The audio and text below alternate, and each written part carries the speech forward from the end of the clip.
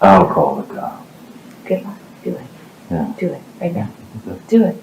These are Amber's and Johnny's voices, and when Amber threatens to call the cops, Johnny says he could actually do with police help at this point. But all Amber does is continue to taunt him, yelling at him and telling him to go ahead and call the cops if he wants her to leave. The way she said, "You don't want me to call the cops," she was mocking him, knowing real well that since she'd already filed a restraining order on Johnny, and there was a written document of the domestic abuse she had accused him of, if the cops came, they would automatically assume Johnny was the bad guy. You know, but I had to watch your fucking...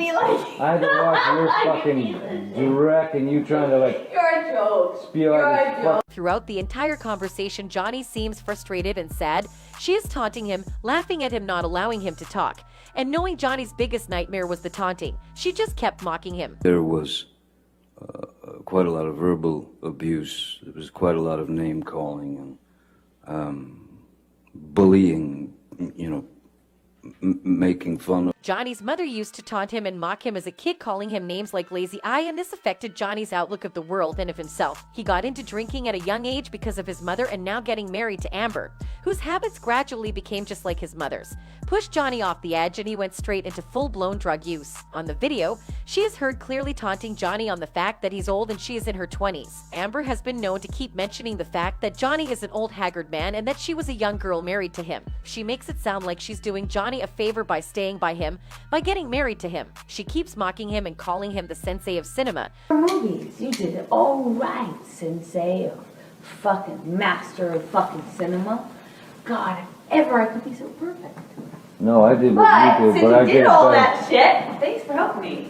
Which I have to admit is true. Johnny has an amazing discography of film. Anyway, she just seems jealous of that fact and keeps repeating calling him that, asking him to teach her how to be good in movies and how to not make any mistakes in her 20s since Johnny's been around for long enough. That would be, like, embarrassing. If only I was with someone in their 50s that could point that out to me. Imagine, Mike, you're right, when you play a non-sexualized object. Okay. Yeah. Wow. She asks him why she would want to be with an old haggard. I want nothing to do. I don't want anything to fucking do with you. You don't want fucking something to do with you. You think I want that fucking old-ass fucking piece of shit? Fuck you. You're a fucking joke, man. Then why exactly did she marry him? Did she think her life could be like in the movies where you marry an old man who dies and you inherit his fortune? Well, she should have looked for someone else if that's what she had planned, even though Johnny used drugs and consumed a lot of alcohol. He was nowhere planning to die anytime soon. Bad for you, Amber. No, I did what you did, but I did all that shit. Thanks for helping me with my thing that you got me in trouble with. Thanks. Let me take the rap for that. She's the one recording this conversation, trying to get something out of Johnny, but she doesn't even let him speak. If she had wanted to get something out of him, she should at least have given him an opportunity to speak. But each time he goes to speak, she chimes in, laughing or taunting him, and it's really annoying when you listen to it. But Johnny seems so used to it. It's like it's something that has happened so much that he just doesn't have any strength left to deal with it. The sadness in his voice is a clear indication that he knew he had made a mistake with Amber, loving her when he had not known her, not her pretend camera self, but her manipulative and toxic self. During one of Amber's shows, she had mentioned that she was from Texas and that she could use a gun. I grew up, in Texas, riding horses and... Oh, really? Not a big ballet community out there in Texas? No, not so much. Shooting guns, yes, but ballet, no.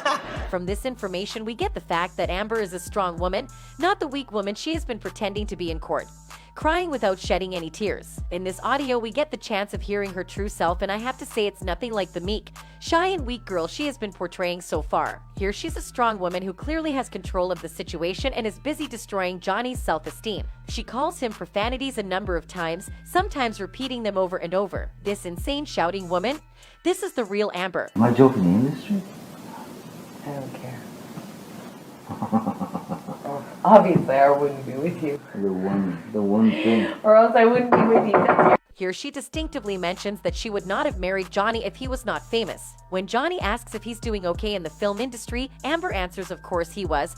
Why else would she have been married to him? She was jealous of his career and wanted it for herself, but since that was impossible to get, she got married to him to ride his fame. But the problem is that people noticed and rumors started spreading that Amber had married Depp for the money, the fame, and the connection. When she realized she'd been busted out by the public, she decided to leave the marriage in a conventional way, where she would still maintain her fame and also get money from him. And that's how she came up with her divorce plan. From all the pictures she's randomly taken of Johnny in weird situations, it's a clear indication that she had planned the divorce for some time now, and she had planned to blame him for domestic violence. She knew no one was going to believe that the generous Johnny they knew could hit a woman, so she based her allegation on his drug abuse problem. When the issue didn't blow up as she had hoped it would, she decided to add sexual violence allegation, and that seemed to do the trick. While some people still believed that she was lying, she shut them up by claiming to have donated the $7 million to charity. What she had not planned for was for Depp to retaliate her ambitions and take her to court for destroying his name. She had believed he would stay quiet and not speak up for himself, just like when they were married,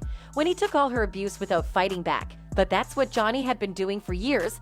He had silently allowed Amber to manipulate and abuse him, but now that her accusations ruined him and his family, he's decided he wanted the world to know the truth and sued Amber for defamation. Remember that time in a show where Amber was riding the wave of a philanthropic divorced woman who is a survived victim of sexual violence? People were saying this is all about the money, but then you did something that twisted that whole argument. What did you do with that money? $7 million in total was donated to, I split it between the ACLU and Children's Hospital of Los Angeles. Turns out she only pledged that money and didn't even give a cent to any charity. So as of today, you have not donated, paid $7 million of your divorce settlement to charity, right?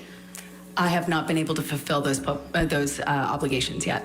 She even had Elon Musk pay off some of that money so that she would be able to personally use some of her divorce money. Apart from all the obscenities she's been hurling left and right in this video. Your movie on your fucking plane, and then you let your fucking wife take all the shit for it? Thanks. Oh, just like the homewrecker shit that you never fucking fight. Get out of my fucking life. You're a coward. You're a fucking piece of shit. Don't. And you fucking go suck my fucking dick. We can clearly hear her say that. She is the one that had gone with Depp to the press release and tour of his movie, but the tabloids had given credit to Johnny's ex-wife and not her. She must have been jealous of Vanessa for taking her glory, something that Amber leaves for. She also stated that when people had started calling her a homewrecker, Johnny had never defended her or told the tabloids it wasn't true. But honestly speaking, before she got into the relationship, she knew she was going to meet all these rumors about her. Why wasn't she prepared for that? Obviously, people would think that a young woman being with an older man who has kids and money is either a gold digger or a homewrecker, but for Amber's case, she was both. I got an idea. How about you sell more of your journals? You don't want to sell out or anything. Let's sell your journals. Oh, wait. Hey, you're not watching. Honestly speaking, this woman sounds insane. She sounds like she's very high on something, or maybe not, because Amber has denied a number of times that she doesn't use drugs and alcohol, so this is just Amber. Sober. She's taunting him and telling him to go write what happened to him in his journals and then sell the journals. It's pretty clear that she knows that she put him through enough crap that can be sellable if Johnny decides to sell his journals. Johnny politely tells her to get out of his life, because she has literally crossed the line with him. She even asks him to write a book about their life together, as if it would be fun for her to read the book of her victim explaining how she used to abuse him. This audio proves beyond doubt that Amber is sick upstairs and she needs help. Johnny has already suffered enough from her toxic existence, and he should just find his own peace of mind. That's it for this video. See you in the next one.